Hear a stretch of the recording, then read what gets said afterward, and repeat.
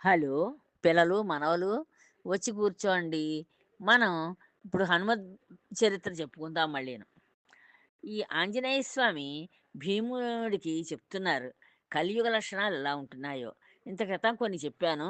ఇప్పుడు తర్వాతవి చెప్తున్నాను వినండి. క్రయ విక్రయాలు అంటే కొనడం, అమ్మడమును. ఈ కొనడం, అమ్మడమును అంతా కపటమే. ఆ కొనడంలోనూ కపటం ఉంటుంది, మోసం ఉంటుంది. అమ్మడంలో కూడా మోసం ఉంటుంది. దాచుకున్న సొమ్ము దోచుకుంటారు. మనం ఎంతో కష్టపడి సంపాదించుకుని, ఇది రేపటికి మనకు ఉపయోగపడుతుందిలే అవసరం వచ్చినప్పుడు. పిల్లలకి పెళ్ళిళ్ళు చేసుకుందికి, వాళ్ళని పెంచి పెద్దలు చేసుకుందికి, వాళ్ళకి పెళ్ళిళ్ళు చేయడానికి, చదువులు చెప్పించుకుందికి, లేదు ఇల్లు కట్టుకుందికి, ఇలా రకరకాలుగా ఈ ధనం మనకు ఉపయోగిస్తుందని కొంత ధనాన్ని అలా దాస్తూ ఉంటాం. ఆ దాచిన సొమ్ము కాస్త దోచుకుని పట్టుకుపోతారు. ఎవడు బలవంతుడైతే వాడు పట్టుకుపోతాడు. పరస్త్రీ పరధనాలను పటిక బెల్లం ముక్కలా చప్పరించేస్తారు. ఇంక పరస్త్రీ కనిపించిందనుకో, ఇది పరస్త్రీ, మనకు సంబంధించిన ఆవిడ కాదు అని చెప్పి అనే వివేకం ఉండదు. ఉండక ఈ కలియుగంలో పరస్త్రీ కనిపిస్తే కంటికి ఇంపుగా కనిపిస్తే చాలు. ఆవిడని ఎలాగోలాగా మోసం చేసి తీసుకుపోయి ఆవిడని నానా హింసలు పెడతారు. పరధనాలను ఇంకా ఎదటి వాళ్ళ ధనాన్ని కూడా అలాగే. పటిక బెల్లం ముక్కని ఎలా చప్పలించి తినేస్తారో, అలా చప్పలించేస్తారట. పుణ్యపాపాలుండవు. అయ్యో! ఇలా చేస్తే ఇది పుణ్యమా? పాపమా? అనే ఆలోచనే ఉండదట మనుషులకి. పూర్వజన్మ, పునర్జన్మలు. పూర్వజన్మ ఉండదు, పునర్జన్మ ఉండదు. అసలు వేటిని కూడా నమ్మరు ఎవళ్ళు కూడాను. స్వర్గ నరకాదులు లేవంటారు. స్వర్గం లేదు, నరకం లేదు. ఇలా ప్రతిదానికి వితండవాదం చేస్తూ ఉంటారు ఈ కలియుగంలో మనుషులు. ఎవరి దగ్గర శాస్త్ర పాండిత్యం ఉండదు. ఎవ్వడి దగ్గర కూడా శాస్త్రాలు చదివిన వాళ్ళు కానీ, దాన్ని తెలుసుకున్న వాళ్ళు కానీ, ఆ పాండిత్యం ఏమి ఉండదసలు. వాగాడంబరం మాత్రం ఉంటుంది. ఊరికే వాగేసేసి మొత్తానికి దాన్ని నందిని పందని, పందిని నందని వాళ్ళు వాదించేసి ఒప్పిస్తారు ఎదుటి వాళ్ళని. అంతకి తప్పించి నిజం ఉండదు అందులో ఏదీను. వేద నింద అధికమవుతుంది. వేదాల్ని నిందిస్తారు. ఆ వేదంలో వాళ్ళు అప్పుడు అలా చెప్పారు కానీ, ఇప్పుడు అలా చేస్తే ఎలాగుంటుంది? అదేం మంచి పద్ధతి కాదు అని చెప్పి వేదాలను నిందిస్తారు. శాస్త్రం మీద విశ్వాసం ఉండదు. ఇంకా ఏదన్నా ఇది ఇలా చెయ్యాలి అని పెద్దవాళ్ళు చెప్పారనుకోండి, అదేం మాకు విశ్వాసం లేదు. మాకు నమ్మకం లేదు. మా ఇష్టం వచ్చినట్టు మేము చేస్తామని చెప్పి, ఎవరి ఇష్టం వచ్చినట్టు వాళ్ళు ప్రవర్తిస్తూ ఉంటారు. శరీరం మీద శ్రద్ధే కానీ, ఆత్మవిచారణ చేయరు. ఇంకా శరీరం అంటే మాత్రం నా శరీరం నాకు గొప్పగా ఉండాలి అని చెప్పి దానికి ఊరికే అలంకరిస్తారు. అంతకు తప్పించి ఆత్మవిచారణ ఏం చేయరు. అయ్యో! ఇలా చేస్తే తప్పా? రైటా? మనం ఇలా ప్రవర్తించచ్చా? అనే ఆత్మవిచారణ ఏముండదు. వాడికి తోచినట్టు శరీరాన్ని అలంకరించుకుంటాడు. వాడి ఇష్టం వచ్చిన రీతిలో అలా ప్రవర్తిస్తూ ఉంటాడు. స్త్రీలకు కేశములే అలంకారాలు. ఇంకా ఆడవాళ్ళుంటారు. వీళ్ళు జుట్టే అలంకరణగా దాన్ని రకరకాలుగా దువ్వుకొని, లేపోతే వేళ్ళాడేసుకుని, విరబోసుకుని, ఇలా రకరకాలుగా తయారవుతారు తప్పించి, కాంచన రత్నాభరణాలుండవు. అంటే బంగారు ఆభరణాలు కానీ, దాంట్లో రత్నాలు పొదిగిన ఆభరణాలు కానీ ఏమి వాళ్ళ దగ్గరుండవు. ఆ జుట్టునే అలంకారం అనుకుని, దాన్నే కిందకి, మీదకి పీకి, లాగి మొత్తానికి దాంతోటే అలంకరణ చేసుకుంటారు. భగవంతుడు లేడంటారు. భగవంతుడు లేడు, ఏం లేడు అని మాట్లాడతారు. ధనవంతుడిని కొలుస్తారు. ఇంక బాగా డబ్బున్నవాడు ఉంటాడు. వాడు కనిపించేసరికి వాడికి కింద మీద పడి దండాలెట్టేసి వాడిని ఓ దేవుడిలా కొలుస్తారు. ఆవు పాలుండవు. అసలు ఆవు పాలనేవి దొరకవు. ఎంచేత ఆవుల్ని పెంచడం మానేస్తారు అందరూను. ఆవు కొంచెం పాలే ఇస్తుందని చెప్పి ఆవులకి గడ్డి దండుగా ఎందుకు ఆవుల్ని పెంచుకోవడం అని చెప్పి ఆవుల్ని పెంచుకోరు. ఇచ్చే పాలను బట్టి గోవు మీద గౌరవం. అది ఎక్కువ పాలిస్తోందనుకో, దాన్ని గౌరవిస్తారు ఆవుని. అంతేనే కానీ, కొంచెం పాలిచ్చే ఆవుల్ని ఏమీ అది గోమాత అని కానీ, అది ఒక పుణ్యమైన జన్మగలది అని కానీ, అలాంటి గౌరవాలేమి ఉండవు. గోవు యందు పవిత్ర భావం ఉండదు. ఈ ఆవు మీద ఎవళ్ళకి కూడా పవిత్ర భావం ఏమి ఉండదు. బ్రాహ్మణ్యందు సామాన్య గౌరవమే ఉంటుంది. ఇంకా బ్రాహ్మడంటే ఏదో మామూలుగా సంఘంలో నువ్వొకడివి అంతే. అంతకు తప్పించి బ్రాహ్మడు ఆయన్ని మనం గౌరవించాలి. ఆయన అన్నీ తెలుసున్నవాడు. మనకి పుట్టినప్పుడు, పోయినప్పుడు, పెళ్ళప్పుడు అన్ని విషయాల్లోనూ కూడా మనకి ఆయన మంచి, చెడు చెప్పి ఎలా ప్రవర్తించాలి, ఎలాగా వాళ్ళకి ఆ కర్మలని చెయ్యాలి అనేవి చేసి చూపిస్తారనే గౌరవం ఏముండదు. పూజ్యభావం ఏముండదు బ్రాహ్మడి మీద. హింసా ప్రవృత్తి అధికమవుతుంది. ఏక హింసిస్తూ ఉంటారు. ఒకళ్ళనొకళ్ళు హింసించుకునే బతుకుతూ ఉంటారు. ప్రతిదానికి ప్రమాణం చేస్తారు. ఇంకా చిన్న పని లేదు, పెద్ద పని లేదు. అన్నింటికి ఒట్లు పెట్టేస్తూ ఉంటారు. ప్రమాణాలు చేస్తారు, ఉల్లంఘిస్తారు. వాటిని ఆ ప్రమాణం ఏం నిలబడదు. ఉత్తినే ప్రమాణం చేస్తారు నోరుంది కదా అని. దాన్ని అబ్బెబ్బే! అది అప్పుడు అలా తోచింది అన్నాను అంతే. దాన్ని ఆచరించాలని ఏం లేదు పొమ్మంటారు. స్వార్థంతో శ్రేష్టమైన స్వధర్మాన్ని విడిచి వాళ్ళకి స్వార్థం ఎక్కువ. ప్రతి మనిషికి కూడా స్వార్థం ఎక్కువ. అంటే వాడిని వాడు గౌరవించుకుంటాడు తప్పించి, ఎదటి వాళ్ళ మాటని కానీ, వాళ్ళ వయస్సుని కానీ, వాళ్ళ యొక్క కులాన్ని గానీ దేన్ని గౌరవించడు. స్వార్థంతోటి శ్రేష్టమైన ధర్మాన్ని విడిచిపెట్టేస్తారు. మంచి ధర్మాలేవున్నాయో, ఆచరించదగిన ధర్మాలేవున్నాయో వాటిని వదిలేస్తాడట. వదిలేసి భయావహమైన పరధర్మాన్ని ఆశ్రయిస్తాడు. ఇతరుల యొక్క ధర్మాలు అది చాలా భయంకరంగా ఉంటుంది. ఉన్నా సరే ఆ ధర్మాలను పట్టుకు వెళ్ళాడతాడట. ముఖ్యంగా స్త్రీలు దుష్టులవుతారు. ఇంకా సంఘంలో ఉన్న స్త్రీలుంటారు. ఆ స్త్రీలందరూ దుష్టులైపోతారట. వ్యభిచారిణులవుతారు. వాళ్ళందరూ కూడా ఈ స్త్రీలందరూ కూడా వ్యభిచారమే వృత్తిగా పెట్టుకుంటారు. మనసుకి నచ్చిన వాడే మగడంటారు. వాళ్ళ మనస్సుకి ఎవడు నచ్చితే వాడితోటి కలిసి ఉంటూ ఉంటారు. అంతేనే గాని వివాహ విషయంలో ఒక మగవాడు, ఒక ఆడది అని ఆహ్, ఆ ఇదుండదు. ఆ కట్టుబాటంతా పోతుంది. కులగోత్రాలు పట్టించుకోరు. ఇంక కులం లేదు, గోత్రం లేదు. వాడు ఏ కులంలో పుట్టాడు అక్కర్లేదు. వాడు ఏ గోత్రం వాడు. ఏ గోత్రం అంటే మనకి గోత్రాలనుంటాయి. అంటే ఇప్పుడు ఓ గౌతమసి గోత్రం అంటారు. అంటే పూర్వకాలంలో ఎప్పుడో మహర్షులున్న కాలంలో వాళ్ళు ఆ గౌతముడి యొక్క సంతతి వాళ్ళన్నమాట. వాళ్ళు అలాగా ఇప్పుడు మనం 3 తరాలు, 4 తరాలు మనం ఎరుగుదుం కదా! మన తాతగారు. తాతగారి యొక్క కొడుకు మనకి తండ్రి. మన పిల్లవాడు, మనకి బిడ్డ. ఇలా మళ్ళీ ఆ బి మన బిడ్డకి పిల్లలు మనవలు. వాళ్ళకి కూడా పిల్లలు పుట్టారనుకోండి వాళ్ళు ముని మనవలంటారు. ఇలాగా ఇలా తరాలు వచ్చి వచ్చి ఆ ఋషి తరం అన్నమాట. ఇలా ఫలానా గోత్రం అంటే ఆ ఋషి పేరు చెప్తారు. ఆ ఋషి సంతతి వాళ్ళం మేము అని చెప్తారు. కానీ ఇప్పుడు ఆ గోత్రాలు గట్రా అలాంటివి ఎవరికీ తెలీదు. వాళ్ళెవళ్ళు పట్టించుకోరు. వర్ణ వ్యవస్థ నడవదు. ఈ బ్రాహ్మలు, కోమట్లు, కాపులు, రాజులు ఇలా సకల కొన్ని వర్ణాల కింద ఈ భగవంతుడు విభజించి, ఈ వర్ణం వాళ్ళు ఈ పని చేసుకొని బతకండి అని చెప్పి వాళ్ళకి పనులు కూడా నిర్ణయించాడు. ఇప్పుడు కాలంలోనే అవన్నీ పోయాయి. ప్రతివాడు కూడా అన్ని పనులు చేస్తాడు. అంతేనే గాని ఈ ఈ వర్ణం వాడు ఈ పని చెయ్యాలని లేదు. అవన్నీ పోయాయి. వర్ణ వ్యవస్థ పోయింది. ధనవంతుడే రాజు. ఎవడి దగ్గరైతే ఎక్కువ ధనం ఉందో వాడే రాజు. అంటే వాడే అందరికంటే గొప్పవాడు. వాడు చెప్పిన మాటే వినాలి. అంతా ధన ప్రభావమే. ఈ కలియుగంలో అంతా ధనం యొక్క ప్రభావమే నడుస్తూ ఉంటుంది. డబ్బున్నవాడు ఏం చెప్తే అలా మసులుకోవాలి. అంతేనే గాని వీళ్ళకి వేరే పద్ధతేం లేదు. ధనంతో కొనలేనిది ఏది ఉండదు. ధనంతోటి అన్నీ కొనేసేయొచ్చు. ఏది కావాలన్నా ధనంతోటి కొనుక్కోవచ్చు. అంచేత ధనమే అన్నింటికి మూలం అని చెప్పి చెప్తారు. పం పంక్తి బాహ్యులైన నటుల ప్రభువులవుతారు. ఈ నటించే వాళ్ళుంటారే, నటన చేసేవాళ్ళు, వాళ్ళు ప్రభువులవుతారు. వాళ్ళు అన్ అంటే అందరికీ తెలిసుంటారు. వాళ్ళు అలా నటించడం వల్ల తెలుస్తారు అందరికీను. వాళ్ళని మీరు మాకు పెద్దలుగా ఉండండని చెప్పి, వాళ్ళని పెద్ద మనుషులుగా చేసుకుంటారు. ప్రభువుల కింద చేసుకుంటారు. దొంగలే రక్షకులవుతారు. ఇంకా బాగా చితక్కొట్టి ఎవడైతే ఎదుటివాడి ధనాన్ని, వాళ్ళ పిల్లల్ని, వాళ్ళ భార్యని అందరినీ బాధిస్తూ వాడు సంఘంలో ఉంటాడో వాడే రక్షకుడవుతాడు మళ్ళీను. వాడే భక్షకుడు గూడాను. వాడే రక్షకుడవుతాడు. అంతా కవులవుతారు.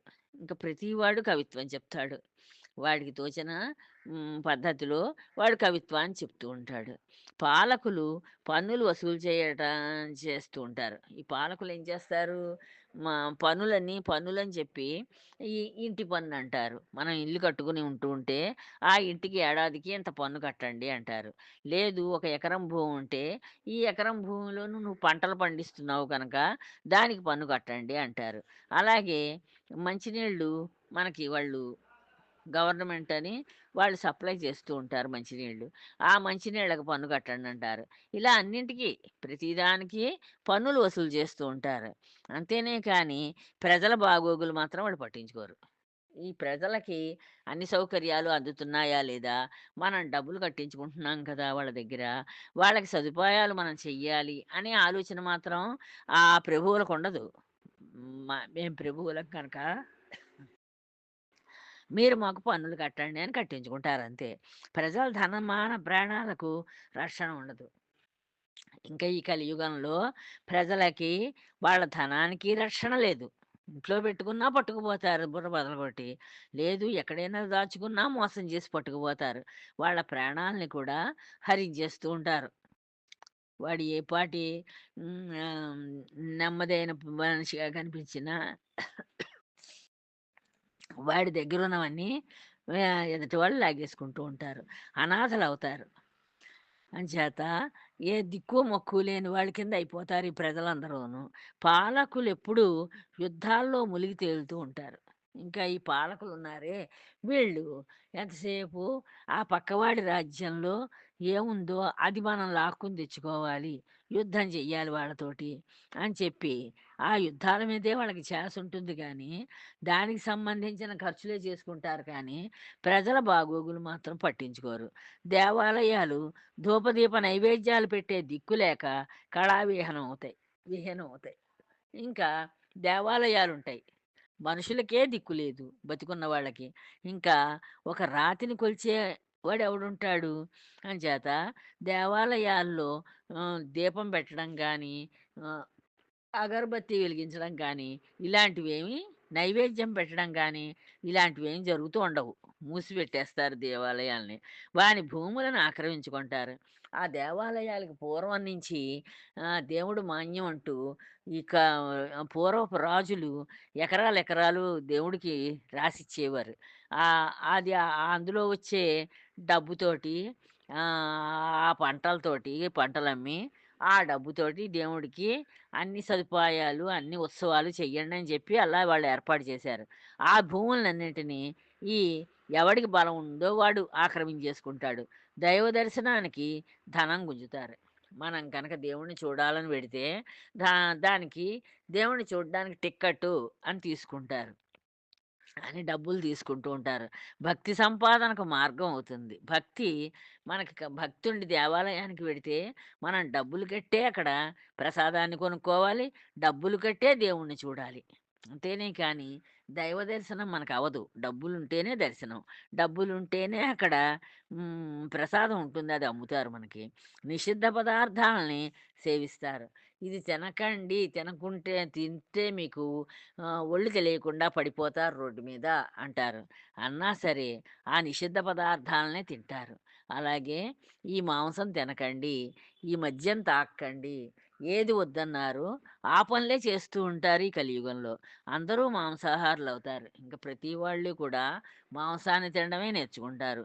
బ్రాహ్మణులు అనాచారవంతులై కుక్కలను పెంచుతారు. ఇంకా బ్రాహ్మలుంటారు. బ్రాహ్మలు సంఘాన్ని సంఘంలో ఉన్న వాళ్ళందరికీ మంచి నేర్పించి, ఇలా మనం బతకాలి. ఇది ఇప్పుడు పుట్టినప్పుడు ఆ పిల్లలకి ఇలా చేసుకోవాలి. పెళ్ళీడొచ్చాక ఇలా పెళ్లి చెయ్యాలి. లేపోతే మనవలుట్టారంటే వాళ్ళకి ఇలాగా జాతకర్మలు చెయ్యాలి. ఇలాంటివన్నీ చెప్తూ ఉండేవారు పూర్వం. కానీ ఇప్పుడు వాళ్ళు కూడా అనాచారవంతులైపోతారు. ఆచారాలన్నీ వదిలేసేసి వాళ్ళు కూడాను కుక్కల్ని పెంచుతూ ఉంటారు. ప్రజలు స్త్రీ, బాల, వృద్ధ, అనాథలను హింసిస్తారు. ఇంకా ప్రజలుంటారు. ఆ ప్రజలు కూడా ఏం చేస్తుంటారంటే, ఎక్కడ స్త్రీలు కనిపిస్తే వాళ్ళని బాధిస్తారు. చిన్న పిల్లలు కనిపిస్తే వాళ్ళని బాధిస్తారు. వృద్ధులు కనిపిస్తే వాళ్ళని బాధిస్తారు. అనాథలను కూడా హింసిస్తూ ఉంటారు. అంటే దిక్కు మొక్కు లేని వాళ్ళని కూడా హింస చేస్తూ ఉంటారు. దొంగలు, నాస్తికులు, పాషండులు ప్రభువులవుతారు. ఇంకా ఈ దొంగలు సంఘంలో ఎదుటి వాళ్ళని దోచుకునే దొంగలున్నారే, ఆ దొంగలు హ్మ్, భగవంతుడు లేడు అని చెప్పే నాస్తికులు, పాషండులు వాళ్ళు కూడా మూఢంగా ప్రవర్తించేవాళ్ళు, వీళ్ళందరూ కూడా ప్రభువులవుతారు. అంటే వాళ్ళు చెప్పినట్టు వినకపోతే చితక్కొడతారు వాళ్ళు. అంచేత చచ్చినట్టు వాళ్ళ మాట వినాలి. వాళ్ళే ప్రభువులందరికీను. ప్రజలను రక్షించాల్సిన పాలకులే భక్షకులై ప్రజల ఆస్తులను దోచుకుంటారు. ఇంకా ఈ ప్రజల్ని రక్షించాలి. వీళ్ళు మేము ప్రభువులము అన్నప్పుడు, ఆ ప్రభువులు ఏం రక్షించరు ప్రజల్ని. వాళ్ళే భక్షకులుగా మారతారు. వాళ్ళే ఈ వసూలు చేసిన డబ్బులన్నీ వాళ్ళకిష్టం వచ్చినట్టుగా ఖర్చు పెట్టేసుకుంటారు. ఆ పాలకులు భక్షకుల కింద ప్రజల ఆస్తుల్ని దోచుకుని తింటూ ఉంటారు. కలి చివరలో రాజ్యాల మధ్య వైరం పెరిగి మహాభయంకరమైన యుద్ధాలు చెలరేగుతాయి. ఇంకా ఈ కలియుగం చిగురుకొచ్చిన కొద్దీ అలా నడుస్తూ ఉన్న కొద్దీ రాజ్యాల మధ్య వైరం పెరుగుతుంది. ఆహ్, బా వ ఈ రాజ్యానికి, ఆ రాజ్యానికి, చుట్టుపక్కల ఉన్న రాజ్యాలకి దెబ్బలాటలు పెరిగి, వాళ్ళు భయంకరమైన యుద్ధాలు చేసుకుంటారు. చేసినప్పుడు యుద్ధం జరిగినప్పుడు ఇందులో ఈ రాజ్యంలో వాళ్ళు పోతారు, ఆ రాజ్యంలో వాళ్ళు పోతారు. ఆఖరికి ఎవడో ఒకడు మిగులుతాడు. విశ్వప్రాణి నాశనమవుతుంది. ఇలాగా ఈ భూమి మీదున్న ప్రాణులన్నీ కూడా నాశనం అయిపోతూ ఉంటాయి. మిగిలిన కొద్దిమంది ప్రజలు వేదవేత్తలై ఇంకా కొంచెం మంది మిగులుతారు ప్రజలు. ఈ యుద్ధాలవి అయిపోయాక. ఆ మిగిలిన ప్రజలు మాత్రం ఇంకేం చేస్తారు, మనకి వేదాలే దిక్కు. వేదాలను పట్టుకుందాం. వేదాల్లో ఎలా చెప్పారో అలా నడుచుకుందాం అని అప్పటికి వాళ్ళకి బుద్ధొస్తుంది. బుద్ధొచ్చి ఆ మిగిలిన ఆ ప్రజలు వేదవేత్తలవుతారు. వేదాన్ని చదువుకుంటారు. చదువుకుని విప్రులను ఆశ్రయిస్తారు.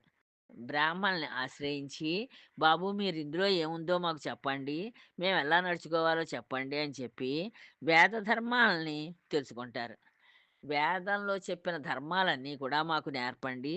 మేము అలా ఉంటామని చెప్పి వేద ధర్మాలన్నీ మళ్ళీ నేర్చుకుంటారట. పాలకులు, ప్రజలు తిరిగి వైదిక ధర్మావలంబకులు అవుతారు. అప్పుడేమవుతుంది ఇంక కలియుగం చిగురుకొచ్చేసేసరికి అందరూ కొట్టుకు చస్తారు. మూడొంతులు చచ్చిన వాళ్ళందరూ చచ్చిపోతారు. ఇంకా అక్కడక్కడ కొద్దిమంది మిగులుతారు. ఆ మిగిలిన వాళ్ళు మళ్ళీ వేదాల విప్రుల్ని పట్టుకొని, బ్రాహ్మణుల్ని పట్టుకొని వేదాల యొక్క అర్థాలని చదివి చెప్పండి మాకు. మేము వేదాలను ఆశ్రయిస్తాము.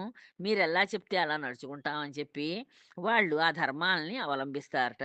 ఈ విధంగా మళ్ళీ వైదిక ధర్మం పునఃసృష్టి అవుతుంది. వేదాల్లో చెప్పిన ధర్మాలు మళ్ళీ సృష్టింపబడతాయి. ఆ ధర్మఛత్ర ఛాయల్లో అందరూ శాంతి సౌభాగ్యాలతోటి చల్లగా బతుకుతారు. అలాగా ఆ ధర్మం మళ్ళీ వర్ధిల్లడంతోటి ప్రజలందరూ కూడా ఎన్ ఎంతో శాంతి సౌఖ్యంగా వాళ్ళకింకా ఈ డబ్బు మీద వ్యామోహం ఇలాంటివేం ఉండవు. దొరికిందేదో పంచుకుని తింటూ ఉంటారు నలుగురును. తింటూ మొత్తానికి వాళ్ళు చల్లగా, హాయిగా బతుకుతారట. హనుమ చెప్పిన కలియుగల ధర్మాలని వినగానే ఈ భీముడికి మనస్సంతా వికలమైపోయిందిట. ఎంచేత కలియుగం రాబోతోంది. నువ్వు ఇప్పుడు మూడో యుగం నడుస్తోంది నువ్వున్నది. నాలుగో యుగమే కలియుగం. నీ తర్వాత వచ్చే యుగం కలియుగం వచ్చేస్తుంది. ఆ కలియుగంలో ప్రజలు ఇన్ని బాధలు పడతారు అని చెప్పాడు ఆంజనేయ స్వామి. చెప్పేసరికి ఎప్పుడైతే అలా చెప్పాడో హ్మ్. ఈ త్రేతాయుగం గడిచిపోతే కలియుగం అని చెప్పడంతోటి అయ్యో! వచ్చి కలియుగంలో ప్రజలు ఇన్ని బాధలు పడతారా అని చెప్పి ఆయనకి మనస్సంతా పాడైపోయిందట ఈ భీముడికి. మనస్సంతా పాడైపోయి, "అన్నా ఆంజనేయ వింటూ ఉంటేనే భయోత్పాతాలు కలిగించేటట్టుగా ఉన్నాయి. ఈ కలియుగ ప్రభావం అంతాను. ఈ కలియుగ ప్రభావం వింటుంటేనే చాలా భయంగా ఉందన్నా. తప్పించుకునే ఉపాయం ఏమైనా ఉందా?" అని అడిగాడు అన్నగారిని. ఆంజనేయ స్వామిని. సమాధానంగా హనుమ దృఢగాత్రం గట్టి గొంతుకుతోటి ఇలా చెప్పాట ఆంజనేయ స్వామి భీముడికి. ఇలా సమాధానం చెప్పాడు. "సోదరా కుంతీపుత్రా, భవిష్యత్ బ్రహ్మనైన నన్ను ఎవరు భక్తితోటి ఆరాధిస్తారో, నేను భవిష్యత్తులో వచ్చే బ్రహ్మని నేను. అంచేత నన్ను ఎవరు భక్తితోటి ఆరాధిస్తారో, కనీసం నా నామాన్నైనా సరే మనస్సున పూజా ప్రసూనంలా అర్పించి జపిస్తారో, మనస్సునే ఒక పూజా పుష్పంలాగా అర్పిస్తే చాలు నాకు. నువ్వేమీ మా ఊరికే పళ్ళు, ఫలాలు నాకు పెట్టేయక్కర్లేదు. నాకు అభిషేకాలవి చేసేయక్కర్లేదు. నీ మనస్సుని ఒక పూజా పుష్పంలాగా నా మీదుంచి నువ్వు ధ్యానిస్తే చాలు. వాళ్ళకి ఈ కలి దోషాలంటవు. ఈ కలియుగంలో వచ్చే ఈ దోషాలేమి వాడిని అంటుకోవు. నా భక్తులంటే నాకు చాలా ఇష్టం. నన్ను భక్తితో కొలిచేవాళ్ళంటే నాకు చాలా ఇష్టమయ్యా, ఆంజనేయ అని ఒక్కసారి ఆర్తితో పిలిస్తే చాలు. పద్మంచంత మధుపంలా అక్కడ వాలతాను. నన్ను ఒక్కసారి ఆంజనేయ అని ఎవరైతే పిలుస్తారో, వాళ్ళ దగ్గరికి నేను చక్కగా పువ్వు దగ్గరికి తుమ్మెదెలా చేరిపోతుందో, అలా చేరిపోయి వాళ్ళ దగ్గర వాలతాను నేనక్కడ. ఆ పనులను రక్షించడం కంటే నాకు వేరే కర్తవ్యం లేదు. ఎవరైతే ఆపదలో ఉన్నారో వాళ్ళని రక్షించడమే నాకు పని. నాకది ఇష్టం చాలాను. అంచేత నువ్వు అలాగా ఆ కలియుగంలో అలాగా చేసిన వాళ్ళని నేనే రక్షిస్తూ ఉంటాను. ఈ కలియుగ ధర్మాలేమి వాళ్ళని బాధించవు అని చెప్పాడు. చెప్పేసరికి ఈ భీముడు కొంత మనస్సుని దృఢపరుచుకుని, అయితే భగవంతుడి మీద, ఈ ఆంజనేయ స్వామి మీద ధ్యానం పెట్టుకుంటే చాలు, వాళ్ళకి పాపాలు అంటకుండా జాగ్రత్తగా కలియుగ ధర్మాలేమి వాళ్ళని బాధించకుండా ఉంటాయి కదా ప్రజలనని చెప్పి కొంత మనస్సుని దృఢం చేసుకున్నాడు. తర్వాత కథ మళ్ళీ తర్వాత చెప్పుకుందాం అమ్మా. ఉంటాను. జై శ్రీరామ్.